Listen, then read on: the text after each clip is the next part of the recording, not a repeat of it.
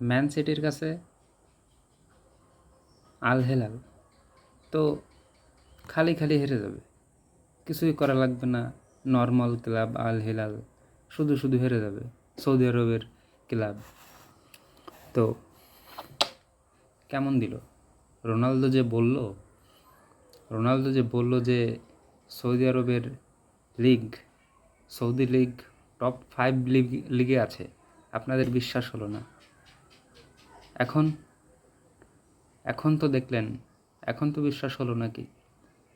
Saudi আরবে খেলা অত সহজ না, ওখানের পরিবেশে ওখানের ওয়েদারে খেলা অত সহজ না, সেটা প্রমাণ করে দিল আল হেলাল 4-3 গোলের ব্যবধানে। আমি তো ধরে নিয়েছিলাম যে মনে হয় 5 থাকবে আর আল হেলাল কত 0 এরকম, কিন্তু সেরকমটা হলো না। তো